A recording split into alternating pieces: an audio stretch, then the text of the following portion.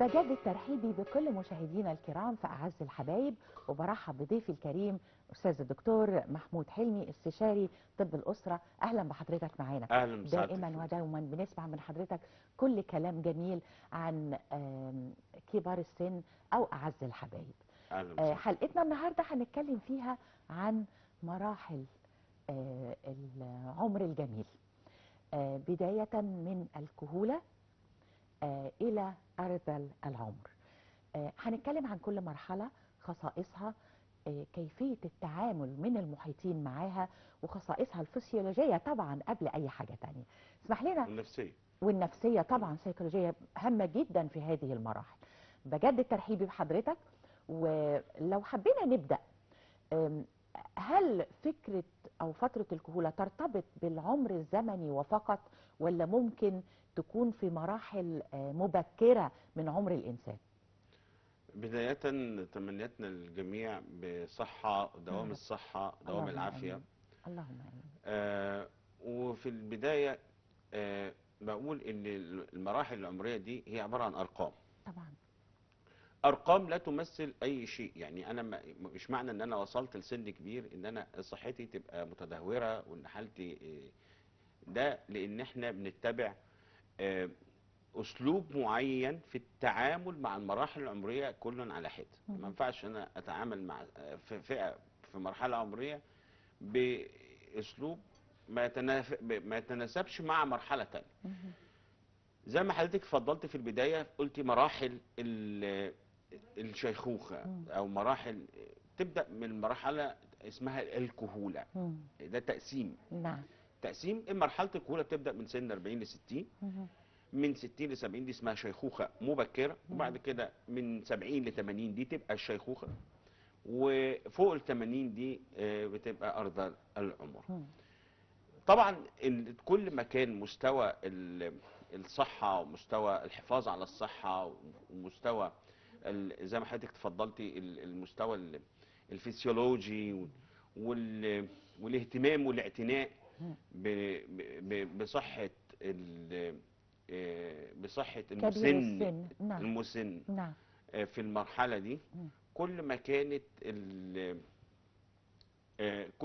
المرحلة نفسها ما بقاش فيها مشاكل هتقل زي الأول. الأعراض الجانبية، هتقل الأمراض، مش هيبقى فيها مشاكل. مش هنحتاج فيها لعناية مؤسسية، ان احنا نلجأ بآبائنا وأمهاتنا لمؤسسة علاجية. تمام. ودي في حد ذاتها بتبقى يعني مبعث لاكتئاب وعدم رغبة وكره بالنسبة لأعز الحبايب، بيتجنبوها. بنضطر ليها في حالات كتيرة، لكن ممكن نأجلها وممكن نأخرها وممكن ما تجيش تبقاش خالص. موجودة. يا ريت يا ريت ما تبقاش موجودة. يا ريت. في البداية نتكلم بس على شوية التطورات الفسيولوجية اللي هي بتطرأ طبيعيا، ما فيهاش أي نوع من أنواع الأمراض. ده مش مرض. يعني بنتكلم على مثلث العين والأذن والفم. الثلاثة دول كل ما الواحد بيكبر، تمام، قال ربي إني وهن العظم مني واشتعل رأسه شيبة. مرحلة يعني حاجة طردية، علاقة طردية. ما هياش، ما بتعيبش المسن ولا تعيبش كبير السن.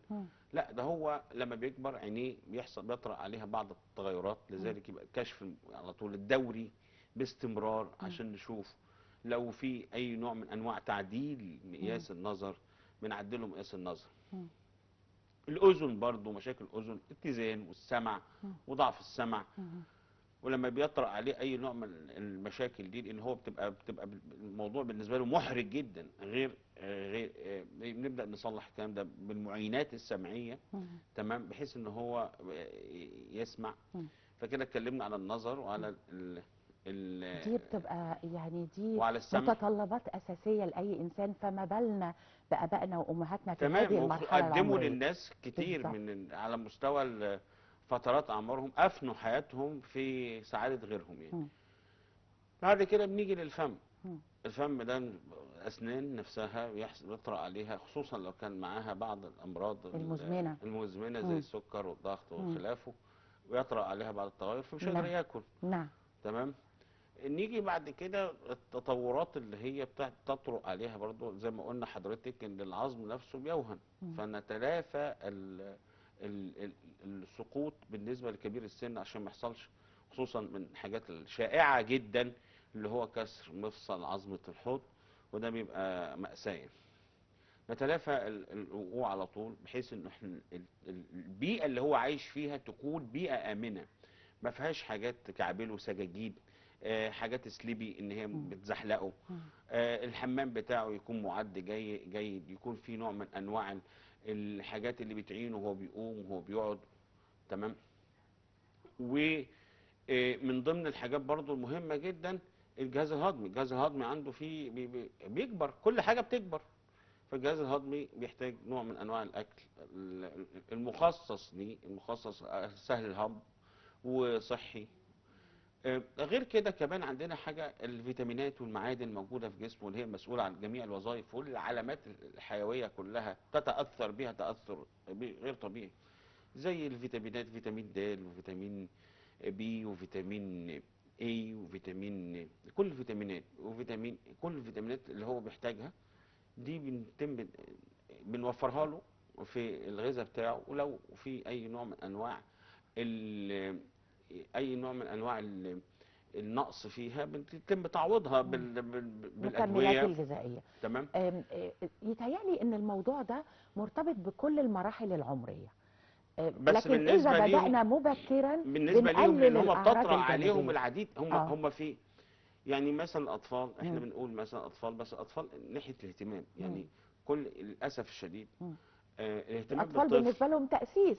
الطفل مهتمين بيه بقى عشان لسه جاي، خصوصا لو كان الطفل الاولاني بنقعد بقى بيتم بنوع من انواع الايه، يعني الفرحه بقى بيه وكده والاعتناء بيه. بنتعلم فيه الجرأة في التعامل مع باقي الأطفال. مرحلة برضو المراهقة ومرحلة الشباب، كل المراحل دي كلها يعني ايه، يعني بيبقى فيها السند، بيبقى فيها مثلا الأب والأم في مرحلة الطفولة اللي بيوصل 40 سنة، بيبقى حتى إذا بلغ شده وبلغ 40 سنة قال ربي أوزعني أن أشكر نعمتك التي أنعمت علي. وصل لمرحلة من مراحل النضج الكافية اللي هو سن ال40.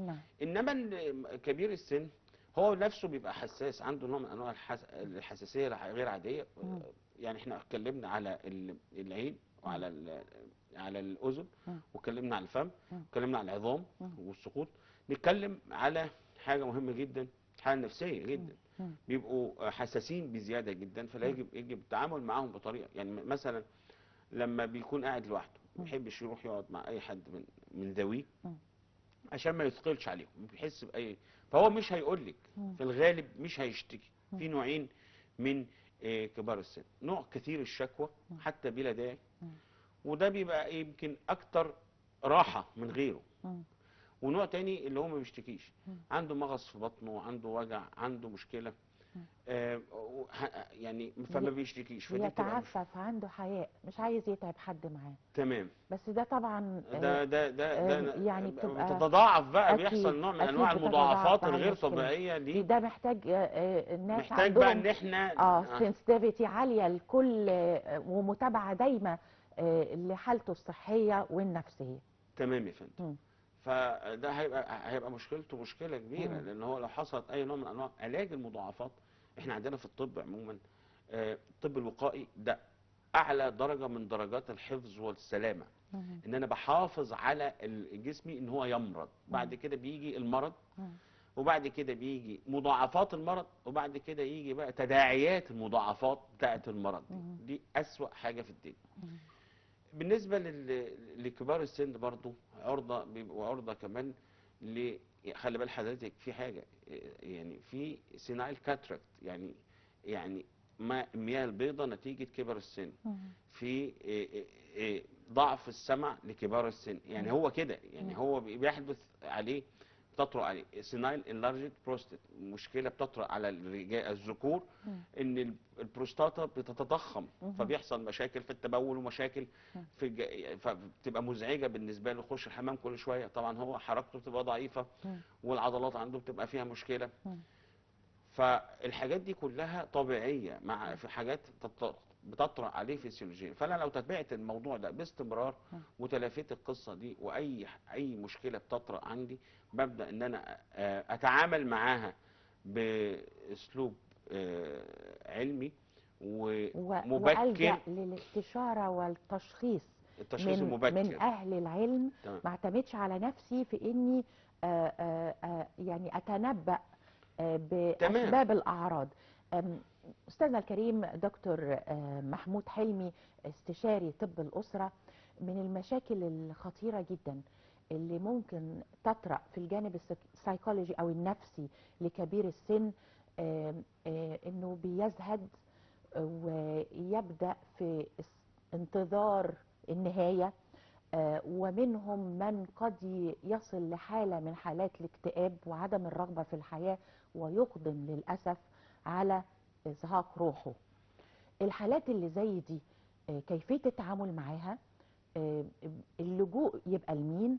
وهل صح إنها تترك للعناية الأسرية اليومية من قبل ذويه، ولا يفضل الاستعانة بمؤسسات متخصصة؟ بصوا حضرتك، هو المرحله احنا دي تداعيات للاعراض. احنا قلنا وقايه، وقلنا مرض، وقلنا مضاعفات، وقلنا نعم. تداعيات للمضاعفات. نعم. دي تداعيات للمضاعفات. احنا ما ينبغيش علينا ان احنا نترك الموضوع عشان يوصل كده. يجب ان احنا يعني معالجه المشكله ووقايه المشكله. يعني عندنا الوقايه من المشكله افضل من معالجه المشكله. يعني انت حضرتك بتتكلمي في تداعيات. اكيد. تمام. فهو مش هيوصل للمرحله دي لو هو ذوي بيتناوبوا عليه على طول باستمرار، بيشوفوا طلباته مش ما اديلوش فرصه اشغله. كبار السن المشكله ان هو وقته بيبقى طويل قوي، ما يلاقيش فيه اي حاجه. فنتكلم الاول ان احنا ما ينبغيش ان دي تحدث. واحد، عشان نبقى منظمين بس شويه. تاني حاجه، لو لا قدر الله حدث ما اللي حضرتك بتقولي عليه ده، يجب ان انا اشوف متخصص، لان بعض يحتاج في بعض الاحيان التعاطي بعض العقاقير. تمام. وينبغي ان هو يبقى عنده كير جيفر، حد مقدم خدمه يكون معاه في متابعه 24 ساعه. في متابعه دائمه. تمام. جميل. يعني احنا المفترض انه يبقى على علم بحالته طبعا. يعني حد متخصص هو يكلمه حته ان احنا نخبي عن المريض. دي من أسوأ الحاجات اللي هو اكتشفها. يعني وبعدين ما نتعاملش معاه انه مريض. احنا قلنا دي تغيرات فسيولوجيه بتطرأ عليه. بالظبط. من ضمن الحاجات برضو اللي بيحدث فيها نوع من انواع اللي هي بتكبر مع السن، خلايا المخ. فبينسى، بيحصل له الخرف والالزهايمر. بيبدا ينسى ويبدا يحصل. دي من اخطر مشاكل. دي عايزه لها بقى مجموعه حلقات. تمام. اللي هو نفسه بيبقى بيعاني بيها. انت مين؟ ما بيعرفش ذويه، ما بيعرفش اهله. احنا مش هنفرق بين الاثنين، مش هنتكلم عن المرض دي، فبس بتكلم في المعرض الحديث كده عنهم. المشكله دي بقى دي اقوى بقى. دي اقوى ان هو خلاص ما بيقدرش يتعرف على من حوله، وهم نفسهم ما كانش عندهم صبر. من باب رد الجميل ان هو يبقى عندهم صبر، بيحدث لهم نوع من انواع الايه الزهق والملل من الموضوع. طيب دي برضو من تداعيات المرض. انا دايما على طول ازيك يا بابا عامل ايه، ازيك يا ماما عامله ايه. الونس يا جماعه، الونس الأنس. ودوام ودوام الانس الونس والانس ودوام الاشراف ودوام والاستدامه معاهم. دي بتفرق معاهم كتير قوي. قل رب ارحمهما كما ربياني صغيرا. كما ربياني صغيرا. تمام. فاحنا ليه دايما لما بنيجي نسال في اي يعني حديث بنتكلم على تداعيات المرض، نقول علاج القدم السكري ايه؟ يعني طب احنا وصلنا ازاي؟ يعني كان يجب احنا ان في سكر. واحنا في عندنا مشاكل كلها يعني عوامل بتؤثر ان انا يحدث لي سكر. فانا ببقى متوخي الحذر ان انا ما يحدثش لي سكر. ولو حدث السكر ببدا اتعامل معاه النظام الغذائي الصحي الامن، اللي انا ما باخدش المعلومات بتاعتي من السوشيال ميديا. دلوقتي مصيبه شويه يقول لك البطاطا بتعمل مش عارف ايه، نفس البوست بعديه بخمس ست دقايق يقول لك لا البطاطا كويسه، العسل مش كذا، لا العسل كذا، متناقضات كتيره جدا يا دكتور قصه. فعلا. وبعدين بقى بيطلعوا ناس ويتكلموا التغذيه، ولا ما ناكلش كذا، لا ناكل كذا، لا ما نعملش كذا، مع ان الحاجات في حاجات كتيره مذكوره في القرآن، مذكوره في الكتب السماويه كلها من الاغذيه اللي هي مفيده. تمام. فهي القصه كلها التوازن. التوازن، الفضيله وسط بين افراط وتفريط، توازن في كل امورنا، في كل في حياتنا. يبقى احنا نلخص القصه دي كلها ازاي؟ ان احنا اول هم ما نوصلش تداعيات المرض، نتوقع حدوث المرض، ولو حدث المرض نتوقع حدوث المضاعفات، ولو حدث لنا المرض ده نبدأ نتعامل معاه بأسلوب علمي وأسلوب يليق بدرجته. يعني أنا مثلا واحد اتكسر ما اقولش لا، وقع سقط من كبار السن وسقط على الأرض، ما اقولش لا لا لا انا هعالجه في البيت، ده مش محتاج، هو رافض. لا، ينبغي ان هو الكسر ده يثبت عشان خاطر ما يحدث اي نوع من انواع هيقعد. يترك الامر طبعا للطبيب المختص.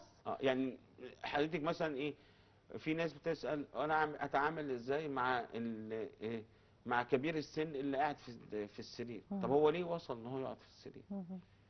احنا بنشوف هنقول ان قضاء المولى عز وجل بيبقى نافذ، قضاء الله عز وجل، ولكن بس نتعلم ازاي نتعامل في والشر حالة لا ليس قدر الله. الشر ليس لله عز وجل. نعم. هو قضاء الله عز وجل في حالة لا قدر الله لو حصل ده، ازاي نتعامل، ازاي يبقى عندنا قدر من الصبر، قدر من الفهم، قدر من سرعة التصرف. ما اعتمدش على نفسي، استشير دائما المختصين. والحقيقة ان مجال رعاية المسنين في مصر ما فيش مستشفى الا وفيها قسم خاص ده بقى في برعاية دلوقتي المسنين. تخصص. بالظبط. تخصص بقى في ادوية مخصصة، فيتامينات مخصصة اسمها فيتامينات المسن. يحطوا فيها الفيتامينات اللي بتنقص. نعم. حضرتك جسم الانسان عبارة عن املاح ومعادن، هي اللي بتمشي يعني بتمشي الاجهزة كلها. نعم. الكالسيوم، نسبة الكالسيوم لو قلت، نسبة الحديد لو قلت، عرضة الانيميا بيبقوا عرضة، هيدوخ، هيقع، هيتكسر. فانا المتابعه الدوريه باستمرار، الفحوصات الدوريه، اشوف مخزون الحديد عنده، واشوف المصنع بيطلع حديد ولا لا، اشوف صوره الدم الكامله عنده. حاجات بسيطه جدا هتوفر علينا العديد من المشاكل. اقيس له السكر باستمرار، لو هو عنده سكر اقيس له السكر التراكمي، اشوف السكر مظبوط ولا لا. يعني لو هو ذكر اشوف اعمل له فحص المناطق الحساسه. نعم. فحص البروستاتا. نعم. يعني هو بيستحمى اقول له بابا في اي علامات ظهرت، يا ماما في اي علامات ظهرت ولازم على المتابعه جسمك. بالعين للانتيميت بوزيشنز دي اساسيه. تمام. المناطق الحساسه في جسم كبير السن لان هو مش هيلاحظها، فالمفترض ان المحيطين بيه دائما يبقى عندهم قوه ملاحظه لمتابعه هذه الامور لانها هامه جدا. تمام. فالتناوب على يا فندم، احنا المشكله كلها زي ما بقول لحضرتك بندور على التداعيات. لو حدث الكلام ده، لو في ريجيليشنز ورولز، قواعد منظمه، ووصلنا للمرحله دي، نظام غذائي صحي مناسب لكل فئه العمريه. لو هو عنده نوع من انواع الامراض اللي هي المزمنه بيتم التعامل معاها بشكل صحيح. الفحص الدوري ليه على طول، والفحص يعني الفحص الفيزيكال، فحص فيزيكالي ببص عليه اشوف في حاجه بتوجعه، هو ممكن ما يشتكيش. تمام. لا، من ضمن فكرة الاستمرار في قعدة معينة أو في نومة معينة لمدة طويلة دي في حد ذاتها أعراضها الجانبية كثيرة جدا يا دكتور، وبتحتاج لرعاية خاصة. عليه بقى لرعاية خاصة. نعم. في الحاجة الأخيرة اللي هو الجهاز العضلي الحركي. نعم. يعني احنا اتكلمنا على العين وعلى الأذن، واتكلمنا، ولازم أعيد الكلام ده تاني. اتفضل. العين والأذن والأسنان، واتكلمنا على العظام، واتكلمنا على صحة المخ. نتكلم مهم جدا على الجهاز العضلي الحركي، واتكلمنا برضه على الجهاز البولي بالنسبه للذكور. نعم. وهنتكلم اخر حاجه على مشاكل امراض النساء اللي بتصيب كبار السن. نتكلم الجهاز العضلي الحركي للذكور والاناث. نعم. من كبار السن الجهاز نفسه بيوهن زي ما احنا قلنا. اكيد. العضلات بتضعف، الكتله العضليه بتقل، فالمجهود الحركي اعمل ايه؟ في نظام رياضي لازم كل يوم يعمله. ده اللي انا بقول لحضرتك عليه، كنت هجاوب على سؤالك قبل ما حضرتك تساليني. اتفضل يا فندم. فلازم يمشي كل يوم على الاقل نص ساعه وربع ساعه. لازم يغير المكان اللي هو قاعد فيه، لازم يغير الوضعيه اللي هو قاعد فيها، لازم يبقى عنده نظام رياضي كل يوم. وان كان هخليه يمشي الاول الشارع ويرجع تاني يمشي، واضغط عليه. يعني احنا بنعاني من الكلام ده مع ابائنا وامهاتنا، تمام؟ بس لازم اضغط عليه، لازم اضغط عليه، ولازم يبقى عندي صبر، ولازم يبقى عندي حكمة، ولازم يبقى عندي علم، لازم يبقى عندي الوعي، علم. وهو ده كمان اللي بنعمله في برنامجنا. عدد كبير من ابناء شعبنا الجميل عنده النوع نقول الكومن سنس او القدره على التعامل حتى مع لو كان الامور. مش متعلم. ايوه بالظبط، يعني حتى لو درجه العلم يعني متدنيه او مش موجوده، بيبقى فيه حسن تصرف، عنده القدره نعم. على التعامل. وده اهم بكتير. احيانا بيبقى فيه علم لكن ما فيش حسن تصرف من كتر ما هم شافوا. بالظبط، وده اللي احنا بنعمله في برنامجنا، ان احنا بنزيد يعني كم الوعي لدى ابنائنا وبناتنا للعنايه باعز الحبايب في كل حالاتهم. احنا مش لازم نستنى لما يناموا ويتعبوا، احنا معاهم من البدايه زي ما حضرتك تفضلت وقلت في اولى مراحل الكهوله. يعني فكره الابوه والامومه مش لازم لما يكبروا. تمام. حتى ولادنا الصغيرين لازم نعلمهم ان احنا حتى لو مش كبار محتاجين كلمة حلوة، محتاجين، لان بر الوالدين من صغر الابناء، مش واذا كبروا عليه هيستمروا عليه ان شاء الله في كبر سنهم. تمام. يبقى قلنا حضرتك ضعف الكتله العضليه بالنسبه له، والتطورات بتطرق على المفاصل كلها زي الخشونه، وزي نوع من انواع التآكل المفاصل، التآكل اللي هو حاجات طبيعيه اللي بتحدث لهم. بس بنقلل حدوثها لو احنا اديناهم يعني نسبه الفيتامينز ونسبه الاملاح المناسبه للفئه بتاعتهم وفقا للمعدلات اللي هي بتظهر عندهم في التحاليل بتاعتهم. من ضمن الحاجات برضو بالنسبة للإناث المشاكل اللي تطرأ على أمراض النساء. ممكن العرضة للعديد من السرطانات، الهبات الساخنة اللي بتحدث لها على طول بتعمل لها نوع من أنواع المشاكل الكبيرة جدا. تيجي تشتكي منها ده بيبقى خلل في الهرمونات يا دكتور؟ يعني بيبقى نوع من عدم خلل في الهرمونات، يا اما نتيجه انقطاع فتره انقطاع الطمس، او ان هي تعرضت ان هي عملت عمليه ازاله الرحم نتيجه اي نوع من انواع المشاكل اللي بتطرأ على المشاكل دي، نزيف مستمر، اورام ليفيه، او اي نوع من انواع الاورام السرطانيه. فلذلك لازم اتوخى الحذر كويس قوي واتابع الموضوع ده، ولازم اعالج الموضوع ده بان انا يعني اوفر لها البيئه كويسه جدا اللي هي ما تبقاش مشمئزه فيها ومتضرره فيها. والالهاء يعني مثلا انا زي ما قلت لحضرتك تتمشى على طول. عارفه حضرتك احنا لو دخلناهم في اي برنامج من البرامج اللي هي وبعدين في مبادرات كتيره جدا اكيد واحنا بنعلن عنها دائما الحقيقه في تقاريرنا الخارجيه معظمها بيبقى ادخلهم بقى في مبادرات جميله. نعم. ما اركنهمش على جنب، ادخلهم في اي نوع من انواع الوظائف، ادخلهم اخلق لهم جو من لازم احساسه ان هو مازال مؤثر. جميل. اذا دور الابناء مع ابائهم كبير وضروري وحتمي. يحتاج حب، تعاطف، صبر، تأني، ورعاية دائمة، وزي ما قلنا الونس والأنس والحكمة أيضا في التعامل مع أعز الحبايب اللي ربنا يبارك لنا في عمرهم ويجنبهم دائما أي شر صحيا أو نفسيا. أستاذ الكريم دكتور محمود حلمي استشاري طب الأسرة، أشكر لحضرتك هذا التواجد الرائع معنا. أشكرك. أشكرك. مشاهدينا الكرام أعز الحبايب، خلصت حلقتنا لكن ما خلصتش حلقاتنا. انتظرونا دائما بإذن الله في أعز الحبايب كل يوم خميس.